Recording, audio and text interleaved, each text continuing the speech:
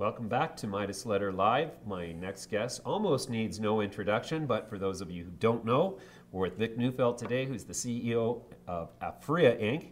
Vic, thanks for joining us again today. And thanks for the invite. Vic, most recent news, you've made a complete and total acquisition of Nuuvera shortly after its own go public debut. Tell me about the strategy behind that. Yeah, it is an extremely exciting set of assets that Nuuvera has developed in a rather short period of time, probably about a year, as a private but also as a going public company. And let me carve out the assets in two different components. First, let's talk about domestic. They absolutely had the wherewithal and the entry points into certain Atlantic provinces recreational. At Aphria, we were really dominating our time and effort and energy on Ontario, on Quebec, on Alberta, on BC. All the time we knew that the Nuuvera management team was really embedded nicely in terms of having rec brands on their shelves out in the Maritimes. We were going to be their supply chain. So, excuse me, the first part of the acquisition excitement was really who and what they were in the Maritimes.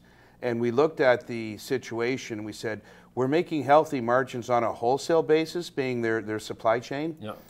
I was envious of the recreational retail margins and what we could do with our Aphria brands, knowing that they being Nuuvera at the time, had to develop their own brands. And so that was part one of what really excited us, and the amount of kilos otherwise on their books at a retail margin. Secondly, now let's turn it to international. The international front, they had several countries with various licenses, and every country has a different adaptation of what they're allowing for importation, and some are now requiring eventual in-country cultivation. Again, whether it was Germany, Israel, Ireland, Denmark, Spain, these were countries where we didn't pay attention to from a infrastructure point of view. We were in other countries, but you can only do so much with a limited bandwidth of bench strength. They provided the opportunity. And why did I have confidence in those assets? Because they came to us in December of 2017, early Jan of 2018, when we were in the acquisition mode of Double Diamond, 30-acre greenhouse, brand new, Dutch, just north of Leamington, our 51%, 49% joint venture. It was going to be capable of kicking out 120,000 kilos annually post Health Canada approval. And we were looking at, okay, so about half of that we had identified the eventual home. Nuuvera guys came to us and said, listen, can we do another offtake agreement for 60,000 kilos? They already had 17,000 kilo supply agreement with me from months earlier. So then we started to get really excited, saying, wait a minute, 60,000, where are we selling this to? And conversations developed, and that's how these various country licenses and those opportunities with a lot of traction and a lot of sustainability, I may add. And Germany is one, but there were many other countries of importance in the scheme of things. Sure. So when people say that we overpaid for Nuuvera, when you look at the opportunities that they have developed, nurtured, and they've moved the needle in certain respects with the Maritimes here in Canada Rec, but also these other countries, it meant to us that we needed to acquire, because the price we served up would have been double in a year from now. Okay. And so there was a lot of value. All right. So Aphria International is what Nuuvera is going to become, wholly owned subsidiary, but trading under the Aphria symbol? Correct. All right. So then the strategy is that's your sort of your Trojan horse to get into all of Europe. And so you say some countries in Europe are going to demand that the cultivation happens within the borders? Mm-hmm. Which countries would those be?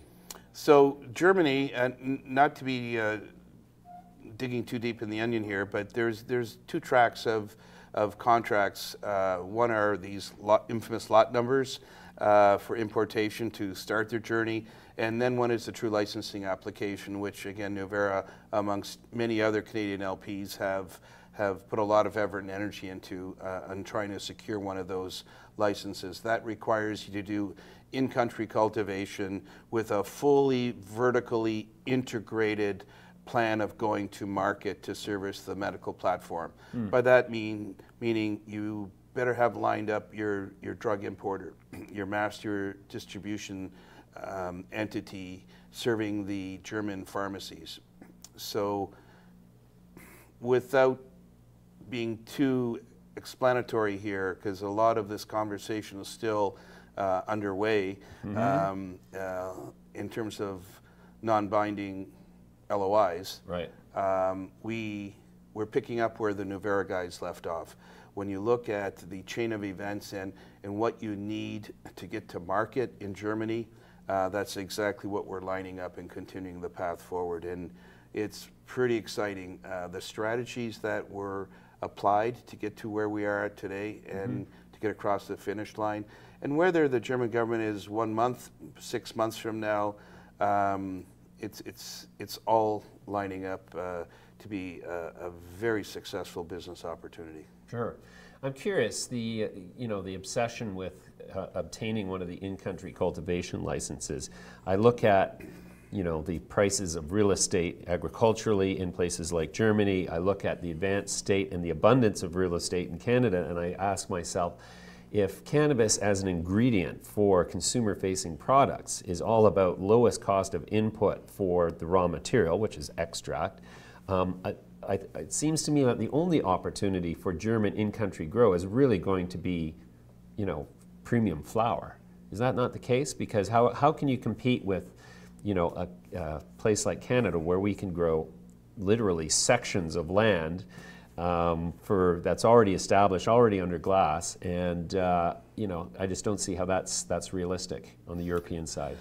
So economically, I'm not speaking on behalf of the German government or the Italian government or the Spanish government or the Irish government, but collectively, many countries in the EU want to have a level of independence.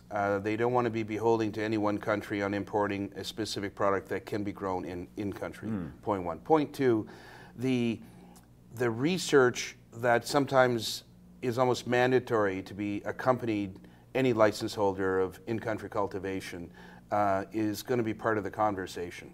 And no one better situated than Aphria, given our various research and science protocol studies that we are sponsoring and supporting in many areas around the world.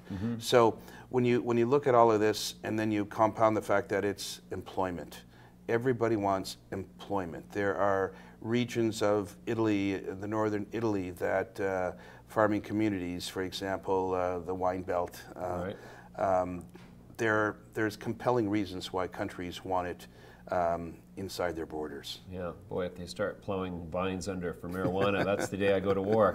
Let's go back to the transaction, because I think that's probably something that the market really wants to understand. Is you basically funded the origin in part of Nuuvera, and then you turned around and paid $837 million for it, was it? I'm sorry, I'm not conversant with the number. Upon closing last Friday, the total value calculation is about $525 million. 525. Okay. So, are you satisfied with the way that your share price reflects the transaction as of today? So, between then and now, a lot of volatility in the marketplace. True. Significant volatility, True. more Lots to the of down, downside. lots of negativity, yeah. Yeah, the entire space has had selling pressures.